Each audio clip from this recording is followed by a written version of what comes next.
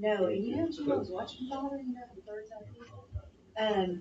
He looked lost so many times. Like he didn't, like he was stumbling through pages when we doing this, and then like he would say, "Godparents, please stand here." Well, he would point, and then they would move, and then they spent this time moving. Did you notice all that? And then get on the altar, get off the altar, stand here. You know, just look real. Yeah. Yes. Yes. And then like at the very beginning, he started at 8:15, but then we had a snag of sorts. I didn't know, and then it didn't even officially get started till like 10 minutes later. I didn't email any of y'all. You know, so Text or email. It showed on my deal this time. I called her over here. I needed to have time to visit or something like that. Yeah, did you check your text today from me? I didn't open it. Because I figured you had been hacked once again. You don't have to worry about that much longer. I didn't even report it because we all got it. Melissa, we're ready to go for it. 15 seconds.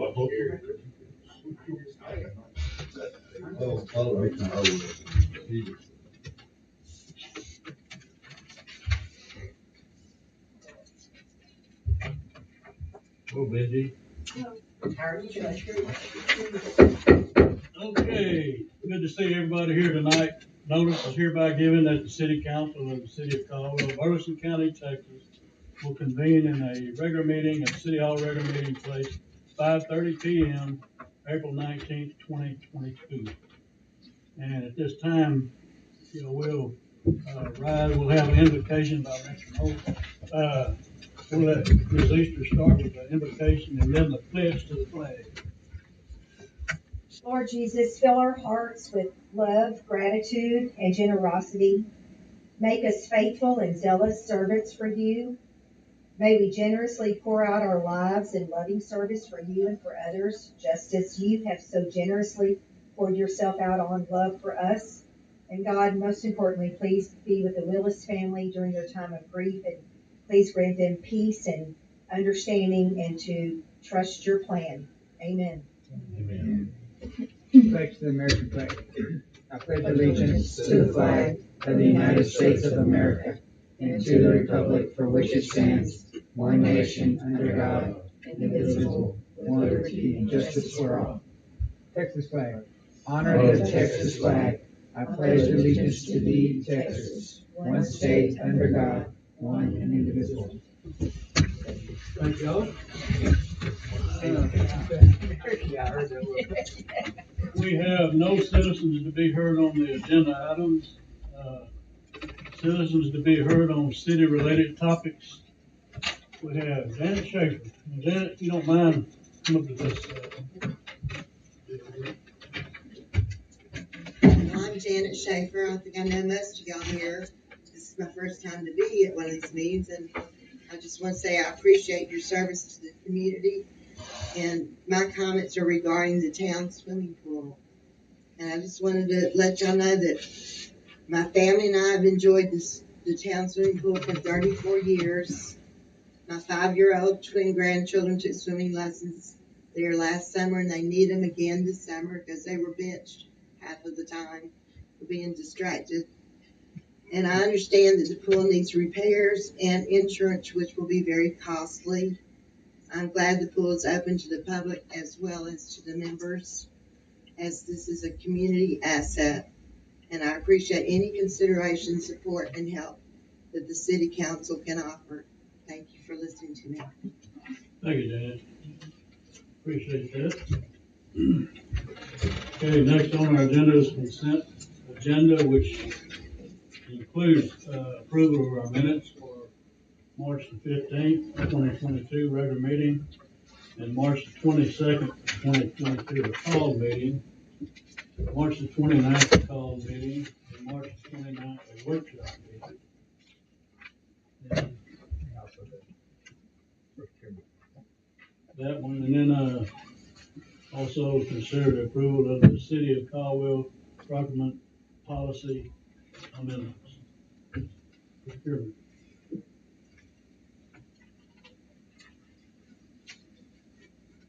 So, anybody have any questions on the minutes? Or this policy? I move we accept these consent agenda items. Okay, we have a motion, I second. second by Ms. Easter. Those in favor, raise your right hand. Opposed, left hand. Motion carried.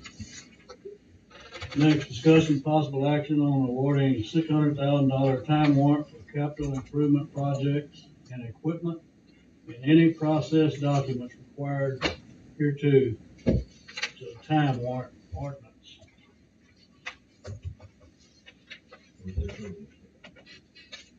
Oh, I'm sorry.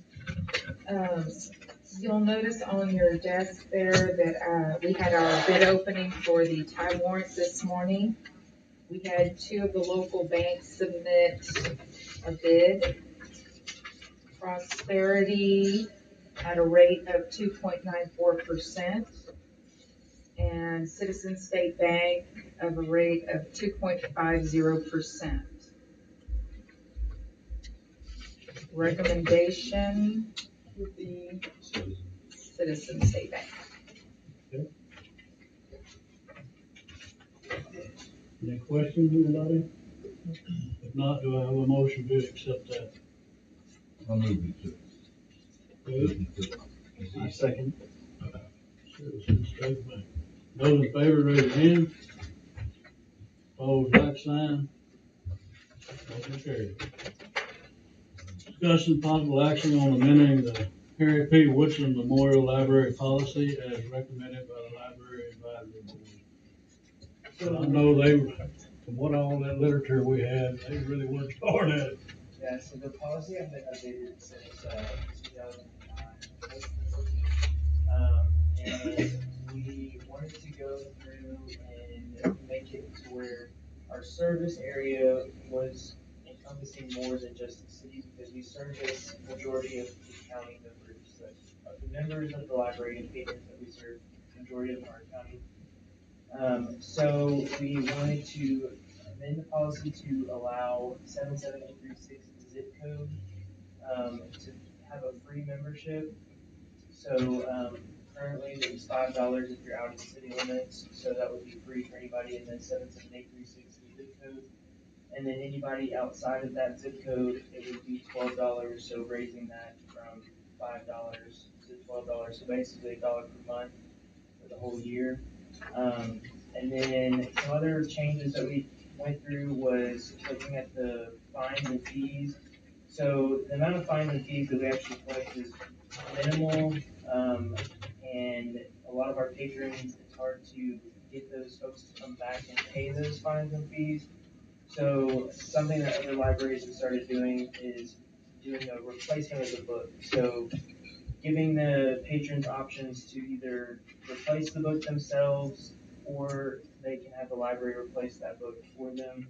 But with that, they would still be charged the cost of the book and then a $5 processing fee. So instead of having the fines accumulate over however many days and having all of that calculated out, it kind of takes that piece away to where you just pay whatever the cost of the book is, and then the processing fee for staff to get the book back on the shelf. And then some of the other changes that were in there was cleaning up some of the language on responsibilities for the advisory board, for the Friends of the Library, and then for the librarian. And then something that has been a concern in other communities, but not so much here, is the way that books are contested. So if there's a book that, or a material in the library that somebody doesn't agree with, right now, the way that the policy was written is that the librarian would have the authority to determine if that book stayed on the shelf or not. In some libraries across the country, librarians have been kind of attacked in a way to where it's their fault, and then they've been receiving consequences. Some have been fired from their decisions.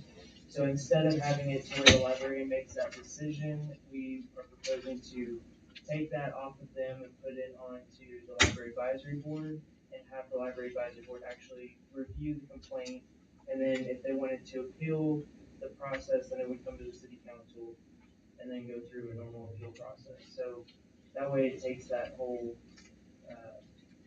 worry from the librarian's perspective. So those are the big things.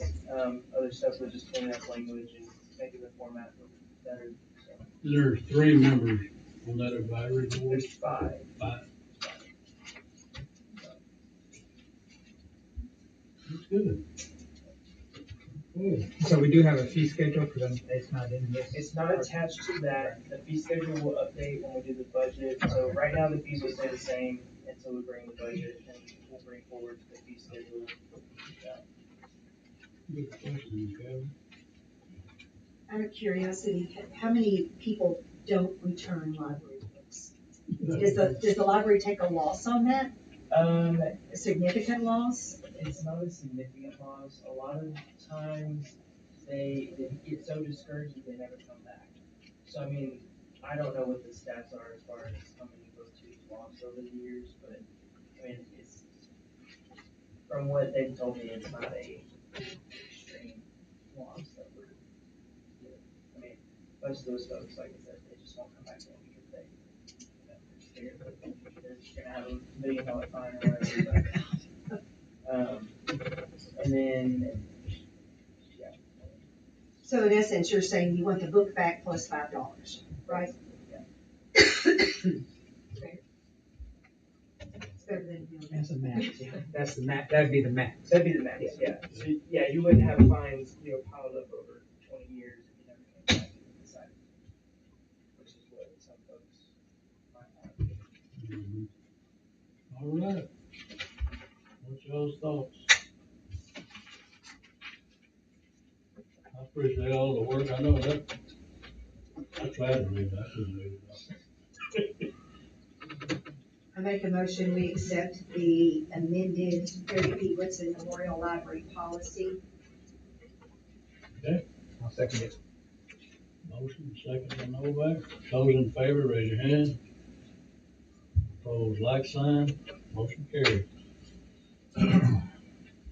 Next, discussion possible action on approving resolution number 04-2022, adopting the FEMA-approved Burleson County, Texas multi-jurisdiction hazard mitigation plan and appointing the mayor as the chief executive officer and authorizing a representative to act in all matters in connection with the hazard mitigation plan. And so the background on this is a kind of a joint project with the county, city of Somerville, city of Caldwell, where it's basically what it says, the hazard mitigation plan. We've identified different hazards that we may face through flooding, wildfire, hurricane, whatever that might be. And, each of those hazards kind of was listed, a mitigation plan for that, possible source of funding. So in adopting this resolution, that kind of puts the bow on the package to where we're able to apply for some of the funding for these mitigation plans.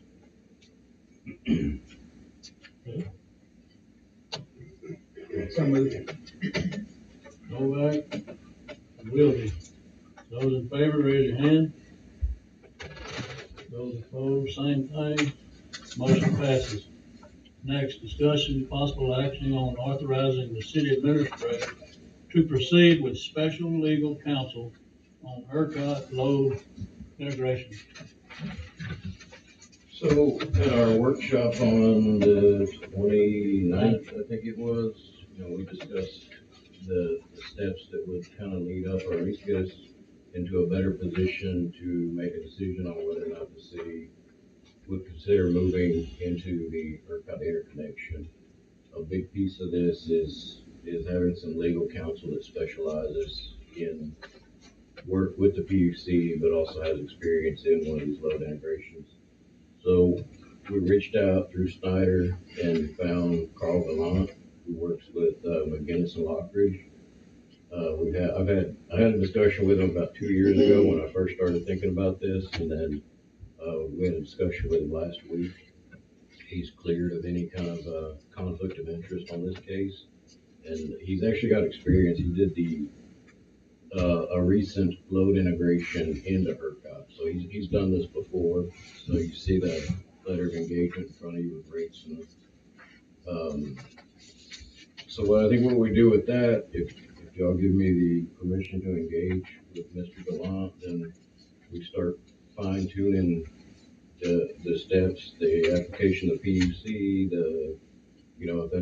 that's what it takes. We really need to set out that process, working with him, and everything else will be brought back to the council. But this is kind of the first step, allowing me to work with him to look, see if we have any, I'm sure there are hurdles, but what those hurdles are, he'll help identify those for us. Any questions? If not, do I have a motion? I'll move to authorize Jim to meet. Okay, have a motion. Second by I'll second. Novak. Those in favor, raise your hand, please. Opposed, like sign. That motion carries. I love the hourly rate. That's insane. Yeah. Insane. The specialists. Okay, this brings us to administrative and elected officials report.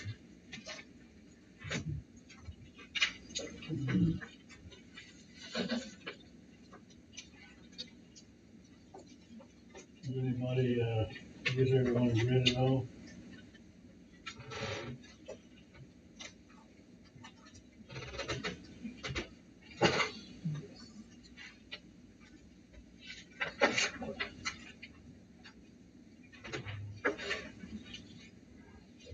I appreciate Benji with the code enforcement. You've been working hard. Yeah. And somebody's been working hard. That was, I saw that too. She's doing that. The Caldwell Motel, how long do they have? So we've issued a letter asking for a timeline for demo on that. I think, is it this week that they had the asbestos? Yesterday they got, yeah, I just happened to be home, I'm off, and so I'm out there, so I'm busy with the asbestos, who's doing the, inspection. So the asbestos abatement inspection. So I haven't heard anything back on the letter that we sent, but basically I asked them at home on a timeline, because if there's determined to be asbestos there, then that kind of delays things a little bit. So I at least want a timeline so I can answer questions like the one that you're asking. But we have not gotten that back yet. We have seen folks out there, wheeling the property off, assuming, contractors possibly bidding on it, but I can't confirm that. What is the process of, say, an abandoned home, like unlivable conditions, just an abandoned home? Do you find the property owner, clean it up, tear it down? What is the policy? Do we have one? It's very lengthy, but then you Yeah. go through it. Since I'm not actually the structural engineer, I will send letters to them, telling them that, it's unsightly, it's a possible dangerous building. I can't speak on behalf of the structure, even though it looks like it's fallen down. But I will tell them that it needs to be demolished. And then in some cases, if it looks like it is repairable, I'll say, or repaired up to code as soon as possible, or give them a timeline. And we've been real lucky with that. You may notice, I've put pictures of two of them that have been demolished. And then there was another one that was demolished on the last month's report. And so we were getting good response by just doing it that way. But there's some that we can't get response from. So the house on the side of the street by Walmart, That's one of them. I mean, that's been, it's horrible. And visitors come to the Walmart, they stop in and then they pull out and they see that house. So what would be, I'm just using that as an example, what would be the next step for that person? Do you fine the the homeowner, property owner? We could, You I just, think we could, I think according in there, I think you can. But see, before the ordinance was, it was written for them to go for record, and which we don't have anymore. And then that person, the court of record would determine that it was unfit, and then you could proceed, and you had more steps where you could do it, And the city could, go and get, bids on it, and they could get it torn down and put liens on it and all that. But we don't have that anymore, and with me not being an actual officer, I Right. can't really do that. Right. So has the city in, say, the last 20 years, have they, demoed a house? Like because somebody refused and yes. We have. Back when, we had the full-time code officer, we had, oh goodness, I don't know, I'm gonna say 20-something Oh, awesome. demoed. Awesome. And now, some of those were not all the city doing. Right. I would have to look back through records to find out exactly how many. The city probably did maybe 10, maybe 10. And, that we would go through the whole process of the bid and all that, but then the others was personal demolition. Well, you're doing a great job.